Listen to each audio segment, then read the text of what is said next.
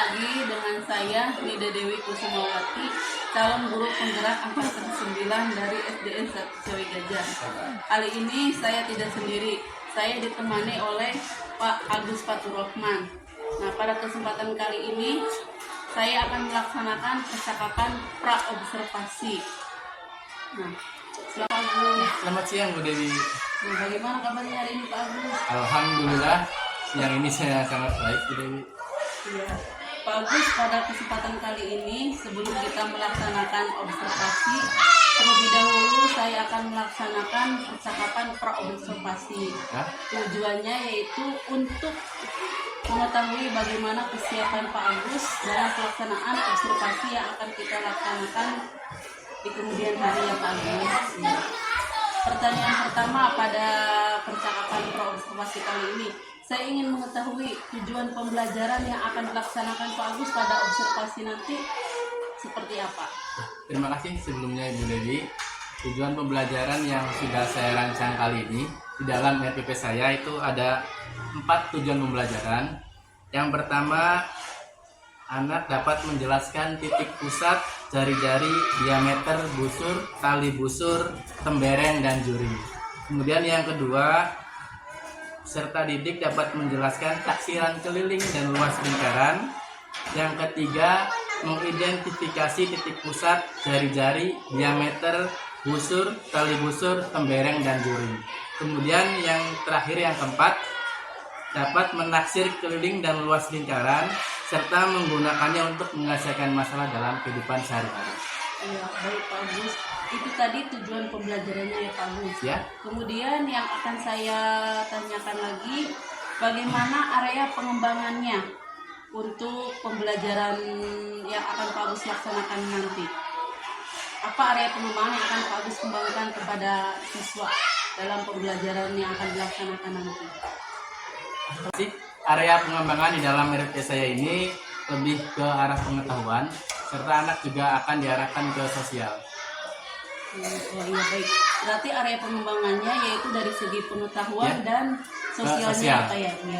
Nah, kemudian saya akan menanyakan tentang bagaimana pembelajaran atau penerapan strateginya atau model pembelajaran, metodenya seperti apa yang akan dilaksanakan nanti.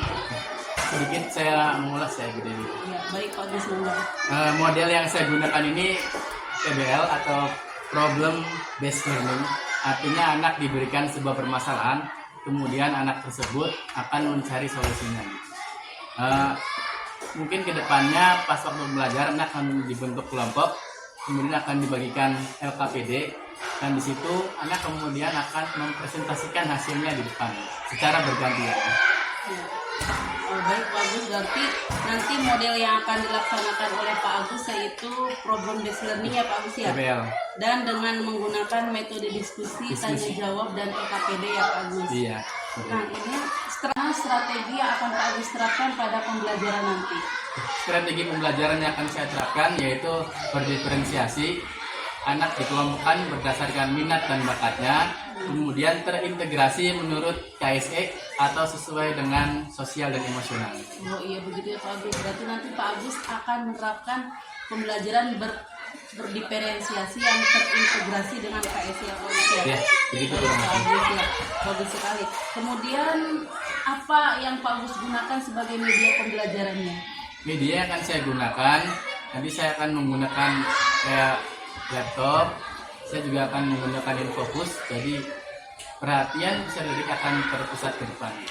Ya, baik, begitu ya Pak Agus ya. Berarti untuk media pembelajaran Pak Agus akan menggunakan media PowerPoint. Laptop ya, supaya perhatian anak lebih baik gitu ya Pak Agus ya. Nah, sekarang saya akan menanyakan kapan pelaksanaan supervisinya Pak Agus. Pak Agus kira-kira siapnya kapan? Kalau untuk pelaksanaannya, insya Allah saya hari Rabu insya Allah saya ada di kelas 6. Untuk jamnya bisa mungkin habis istirahat. Oh iya, siap Pak Agus. Berarti hari Rabu ya Pak Agus ya. Waktunya setelah istirahat sekitar jam setengah 10 ya, 9.30. Baik Pak Agus. Nah, dari percakapan yang tadi kita lakukan, kira-kira apa yang Pak Agus sudah dapatkan dari percakapan kita tadi? Terima kasih sebelumnya Ibu Dewi ya. Iya. Menurut saya hasil dari percakapan kita ini saya menjadi sedikit ada gambaran ke depannya untuk menyiapkan beberapa tentang alat peraga, tentang materi. Jadi ketika ada kunjungan di kelas, saya bisa semaksimal mungkin gitu, untuk melaksanakan belajar. Iya. Terima kasih Pak Agus atas waktunya. Sampai bertemu lagi di observasi di kelas nanti ya Pak Agus. Terima kasih. Sama-sama. Assalamualaikum warahmatullahi wabarakatuh. Waalaikumsalam.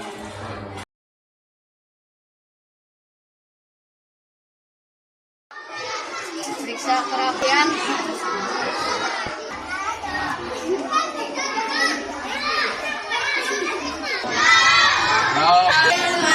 Warzuqni waj'alni minas sholihin.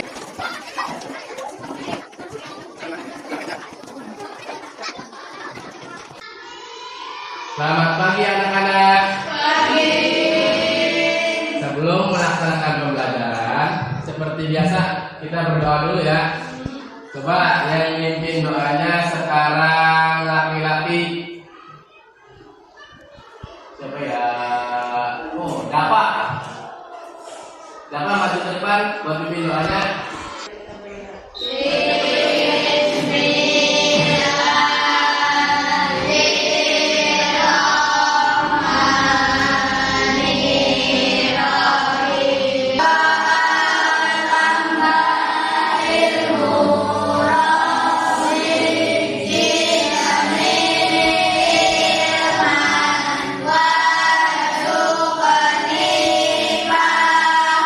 Hari ini siapa yang berangkat?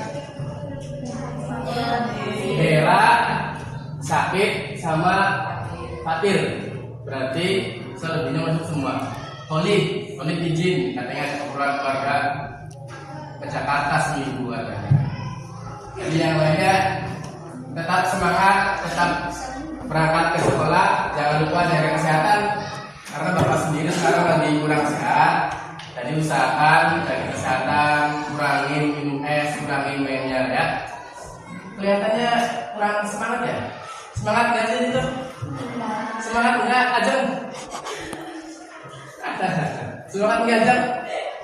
Kalau belum semangat, kita tepuk semangat dulu ya. Udah pernah belum tepuk semangat? Udah pernah belum? Gila suaranya. Coba tepuk semangat.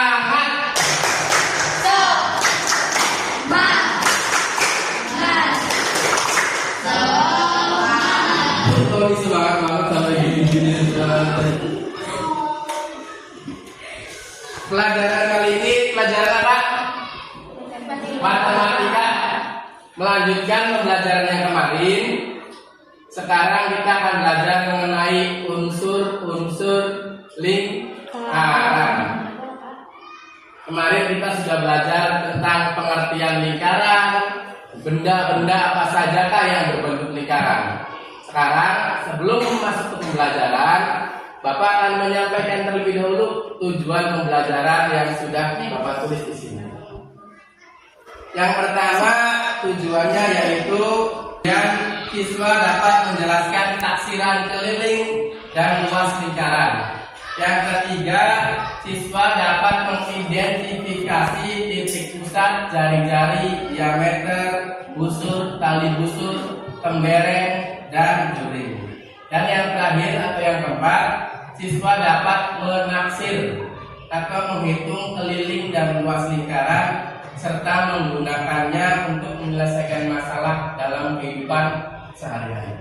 Itu tujuan pembelajaran yang akan kita capai hari ini. Semoga tujuan pembelajaran dapat tercapai semua. Sekarang coba Bapak mau cek dulu 1-2 orang tentang pengertian lingkaran. Itu kelihatannya sangat bersemangat ya. Coba Iko, pengertian lingkaran. Apa itu lingkaran? Lingkaran bulat. Ada yang bisa nambahin? Bisa, apa itu lingkaran? Apa itu lingkaran? Dijawab dengan senyuman ya. Apa itu lingkaran Nisa? Kansa, apa itu lingkaran? Apa itu lingkaran? Lingkaran adalah sebuah bangun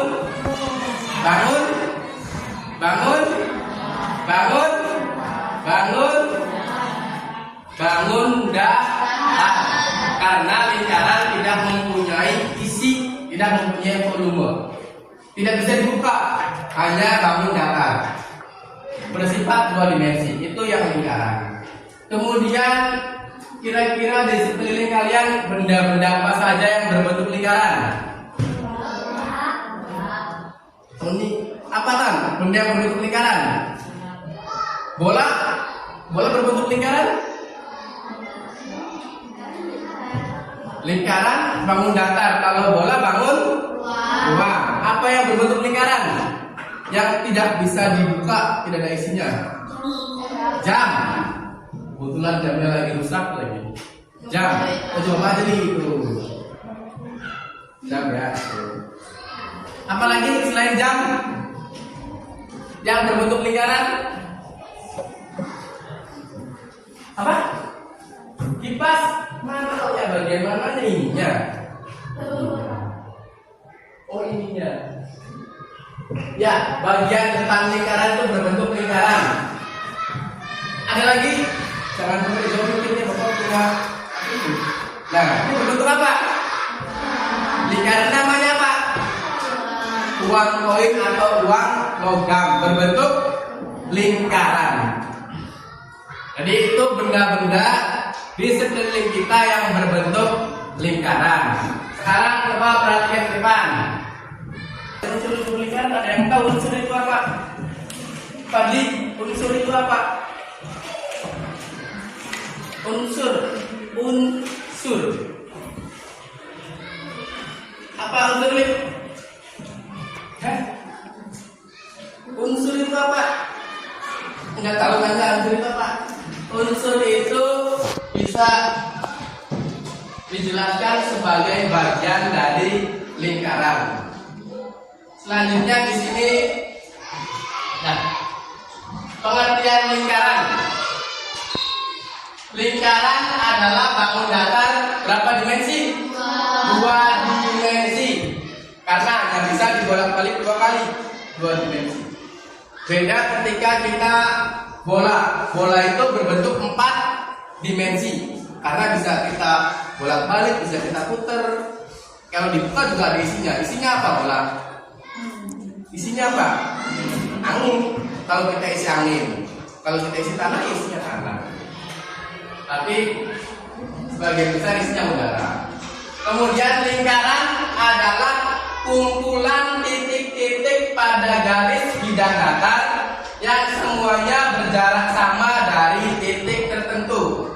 Paham? Enggak ya?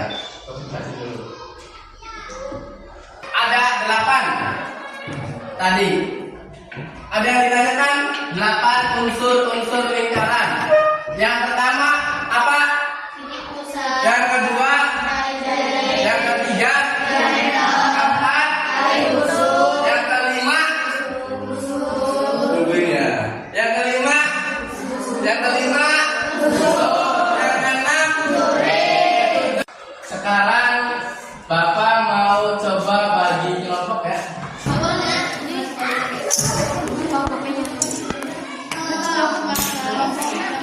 Gantian.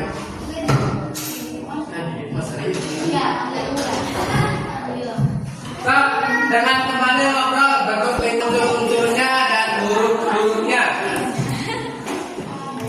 Setelah itu maju ke depan ya, satu kelompok 2 orang. Perwakilan. Ketuanya.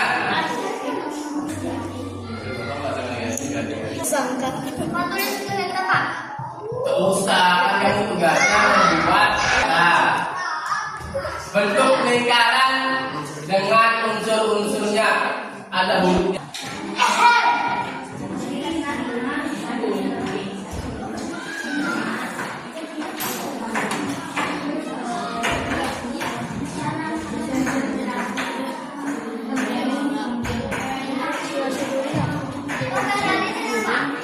Nun,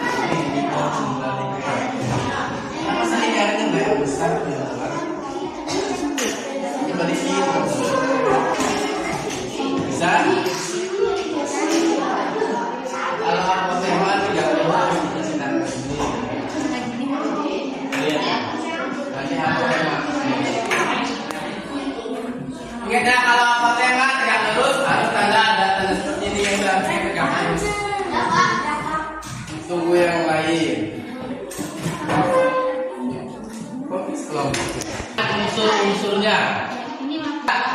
Jari-jarinya apa? Jari. Jari-jari HC. Ya, itu apa ini anak-anak? Titik pusat C, jari-jari HC, diameter HCK, juring HCL, tembereng DRK, apotema R, busur DK, tali busur DRK, juring HCL. Juringan 2, tekstil gambar anak-anak. Nah, ini yang diarsir yang warna merah itu apa? Itu yang warna merah apa? Juring. Kalau yang warna biru? Tembereng. Jadi juringnya ada berapa kamu? 2. Temberengnya ada? 1. Apotemanya ada? Ada berapa? Ada 1. Ya. Sudah tutup dulu. Assalamualaikum warahmatullahi wabarakatuh. Waalaikumsalam. Ada yang ditanyakan? Ya. Coba. Adik, ada berapa unsur deh? 8. Yang pertama apa deh? Titik pusat, Kedua? diameter,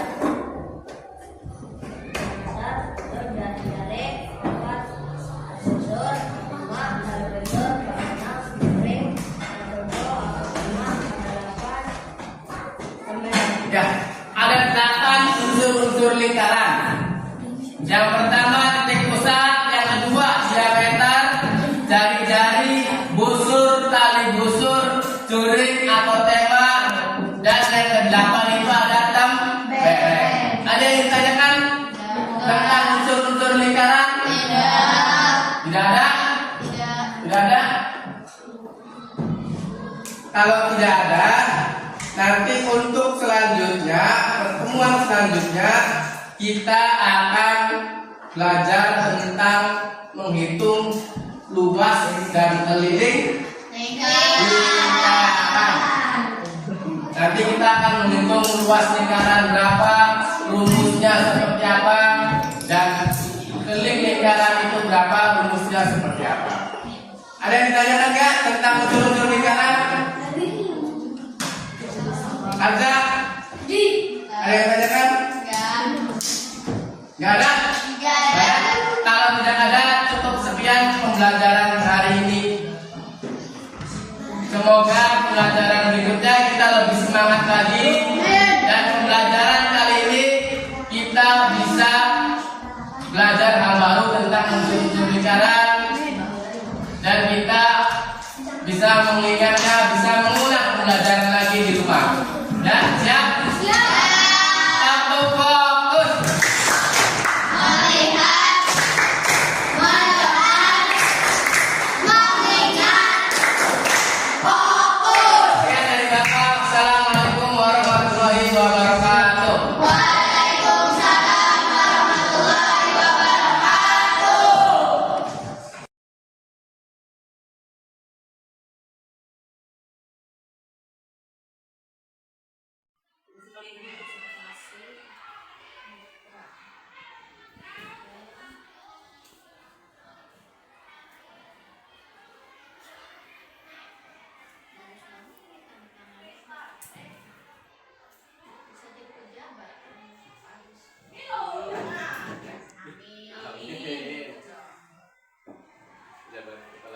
Silakan untuk melakukan pasca observasi, ya. Sementara saya untuk menilai dulu, ya, saya langsung di LMS menilai.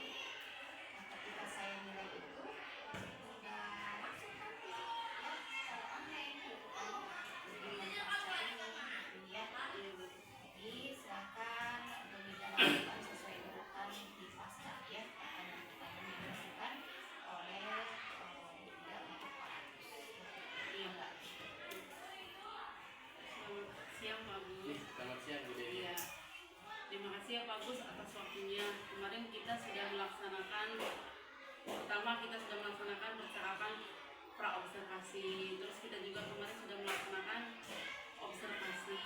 Nah, tujuan dari yang kegiatan yang sudah kita lakukan kemarin itu yaitu untuk mengevaluasi sejauh mana proses pembelajaran yang sudah Pak Agus laksanakan kemarin ya. Nah, terkait itu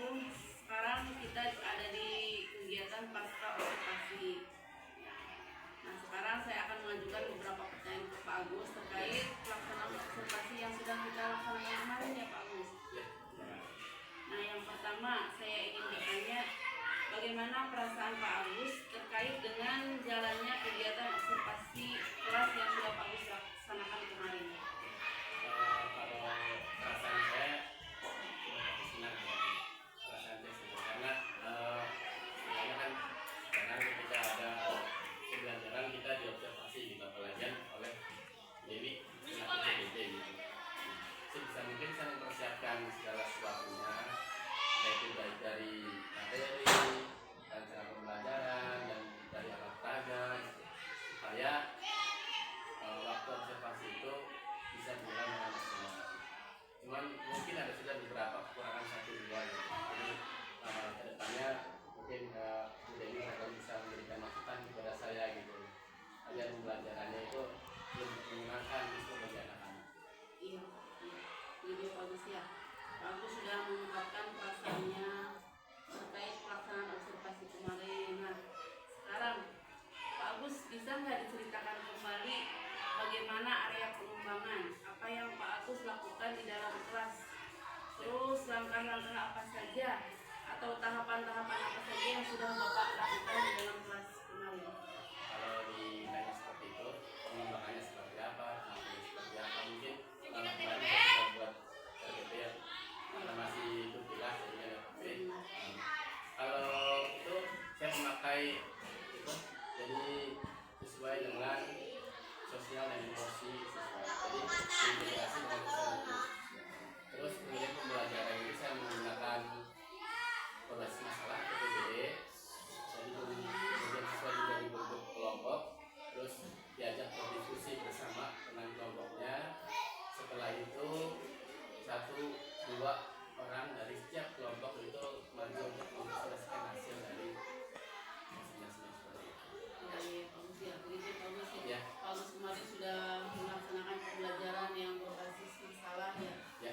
Belajar berbasis masalah, kemudian anak juga sudah melakukan pembelajaran kelompok ya Pak Agus ya, berdasarkan minat dan bakatnya masing-masing ya. Nah, sekarang menurut Pak Agus, sejauh mana area pengembangan yang sudah Bapak sampaikan tadi, apakah sudah berhasil dilakukan di dalam kelas atau tidak? Kalau dibilang Ya, sudah berhasil, mungkin kisarannya masih sekitar 70-80% ya. Kenapa? Karena ada beberapa anak yang cenderung istilahnya tidak bisa mengikuti diskusi. Ada 1-2 orang. Walaupun sudah dibimbing, mungkin dari kenyamanan siswa sendiri ya. Mungkin siswa kurang nyaman dengan teman ini karena kan kelas ini kelas 6 cenderung sudah sengaja kalau teman sekarang sudah ada geng gitu. Jadi ketika anak ini dikelompokkan dengan ini, walaupun bakat dan minat sesuai, tapi karena belum terbiasa, jadi tertaktik dalam berdiskusi. Mungkin itu ada masalah. Nah, tapi mungkin permasalahannya masih ada beberapa anak yang kurang fokus ketika mereka berdiskusi ya Pak Agus ya. Nah, terkait hal tersebut, menurut Pak Agus bagaimana Pak Agus menyikapi hal tersebut? Ya. Kalau untuk menyikapinya, mungkin seiring berjalannya waktu ya dengan kegiatan-kegiatan yang dilakukan bersama dengan teman-teman, kegiatannya secara berkelompok, secara bersama-sama, jadi bukan individual gitu. Saya juga yakin mungkin kalau terus menerus anak juga pasti akan adaptasi, terus lama-lama bisa bergaul dengan semua teman yang di kelasnya. Kebiasaan. Nah, terkait permasalahan tadi ya Pak Agus ya, bagaimana rencana Pak Agus ke depannya agar permasalahan seperti itu tidak terulang kembali gitu, dalam pembelajaran berikutnya? Kalau tidak terulang kembali, mungkin ini sedikit sulit ya, terutama di kelas tinggi. Mungkin yang lebih tepatnya saya berusaha mencari solusi ke depannya untuk tahun depannya dari awal pembelajaran gitu, agar tidak misalnya terjadi kelompok-kelompok di dalam kelas gitu. Jadi ada kelompok A, ada kelompok B. Jadi anak yang di kelompok A istilahnya jarang main kelompok B. Ketika dikelompokkan dalam pembelajaran, mungkin kedepannya saya akan dari awal berusaha istilahnya menjadi siswa supaya tidak terjadi geng-gengan atau kelompok-kelompok dalam kelas. Nah, baik, itu tadi